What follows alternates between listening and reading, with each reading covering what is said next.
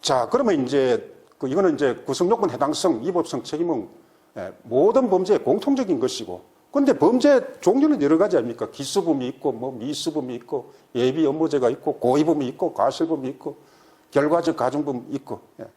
그러니까 이 세 가지 요건이 필요하다는 것은 같지만 구체적인 내용은 범죄 유형마다 다르죠.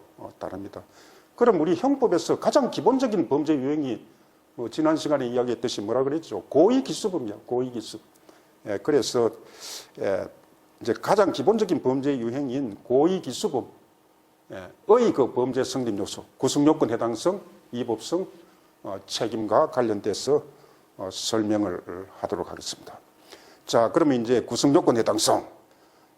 구성요건 해당성은 이제 고의기수범에는 두 가지가 있습니다. 객관적 구성요건 요소가 있고 주관적 구성요건 요소가 있습니다. 그 주관적 구성요건 요소가 바로 고의입니다. 고의로 의사를 가지고 이런 거니까 말이죠. 그러면 객관적 구성요건 요소는 어디에 있는가 이것이 바로 형법 각식에 딱 규정되어 있는 것이 바로 객관적 구성요건 요소입니다. 자, 갑이 A를 권총으로 쏴서 죽였다 이거지. 그 여러분 다 살인죄 다 알죠? 고의로 쏴 죽였다. 살인죄입니다. 그럼 그 객관적 구성요건 요소는 어디 있는가? 바로 살인죄에 관한 250조 1항에 있습니다. 사람을 살해한 자는 여기에 해당되죠. 그래서 금방 그 갑의 행위는 바로 살인죄의 객관적 구성요건 요소를 충족하는 거예요. 충족한다. 이렇게 보시면 되겠습니다. 그럼 이제 이 객관적 구성요건 요소는 그럼 어떻게 이걸 분석하면 어떻게 되는가 이거지. 이 살인죄 이 구성요건을 가지고 설명하면 첫째 사람을 바로 행위 객체입니다. 사람을 죽이는 거예요. 그 객체를 말이죠. 그래서 사람을 행위 객체가 규정되어 있고 그 다음에 두 번째 살해. 살해는 행위 아닙니까? 행위. 그러니까 행위가 규정되어 있고 그 다음에 한은 기수가 되기 위해서는 한 해야 돼요. 바로 이거는 이제 결과입니다. 결과. 그러니까 생명을 빼앗는 결과. 한 결과. 그러니까 사람을 행위 객체, 살해, 행위, 한 결과, 자는 행위 주체. 그래서 객관적 구성요건 요소는 요 밑에 있듯이 행위 주체, 행위 객체, 살해, 행위, 한, 결과. 이 네 가지가 이제 주로 객관적 구성요건 요소로서 형법 각칙에 딱 이제 읽으면은 딱 규정이 되어 있습니다. 규정이 되어 있고. 그 다음에 이제 여러분, 우리 이론적으로 반드시 검토해야 되는 것이 행위와 결과가 있으면은 이 행위와 결과 사이에 인과관계가 충족돼야 기수가 될 수 있어요. 기수가. 그래서 인과관계라는 거는 이거는 이제 각칙 문제가 아니고 공통적인 문제죠. 그래서 형법 총칙에 인과관계에 관한 17조 규정이 있습니다. 쉽게 말해서 행위와 결과 사이에 이 결과가 이 행위 때문에 일어난 결과다 하는 관계. 이런 인과관계가 이제 인정이 돼야 비로소 기수고 결과가 발생했지만 이런 인과관계가 부정되면은 기수가 아닌 미수밖에 안 됩니다. 행위는 했죠. 행위는 했기 때문에 결과 책임은 지우지 않고 행위 책임, 그거는 이제 미수밖에 안 돼요. 그러니까 살인을 했지만 인과관계가 부정되면은 살인 미수밖에 안 돼요. 살인 기수가 아니고 살인 미수다.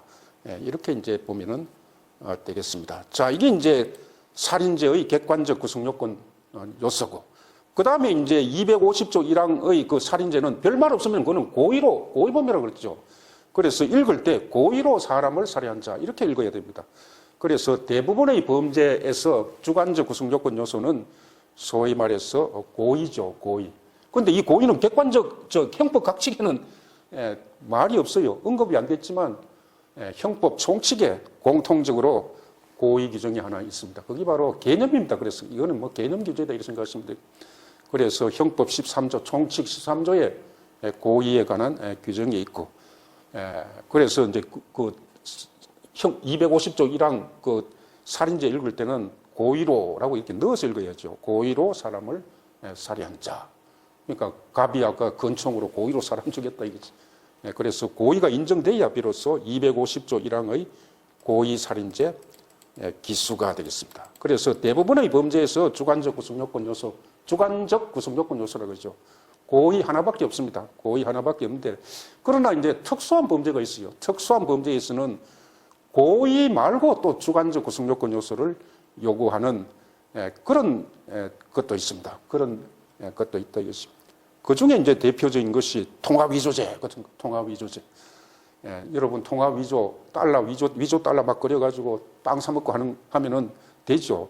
그럴 때 이제 통화 위조죄가 성립하려면은 소위 말해서 행사의 목적이라는 주관적 구성 요건 요소를 추가로 요구합니다. 그럼 행사의 목적이라는 건 뭐예요?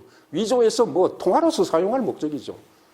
그런데 여러분 달러를 위조하더라도 그런 목적 없이 고의만 있는 게 있습니다. 야, 위조 달러 그리자. 그럼 달러 그래서 뭐 하는 것? 전시용으로 위조 달러는 이런 것이다 하는 행사의 목적이 아니죠. 그거는 전시의 목적이죠.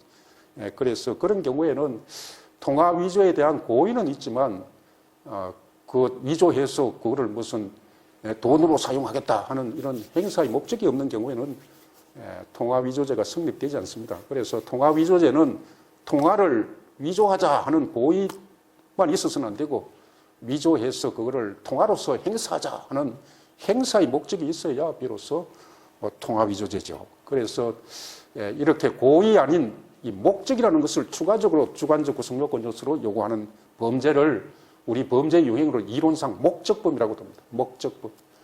그래서 통화 위조죄와 같은 것은 소위 말해서 목적범이죠. 목적범이고. 그 다음에 또 목적범인 거 우리 지난 시간에 이야기한 게 있습니다. 바로 예비 업무죄. 예비 업무죄를 읽어보면은 그게 뭐 살인은 죄를 범할 목적으로 이렇게 규정이 되어 있어요. 형법각칙에. 그래서 예비 업무죄 같은 경우도 다 우리 형법각칙 구성요건상 그거는 목적범이죠. 목적범. 고의만 가지고서는 안 되고 추가적인 목적이라는 주관적 요소가 요구되는 범죄다. 이렇게 보시면 되고.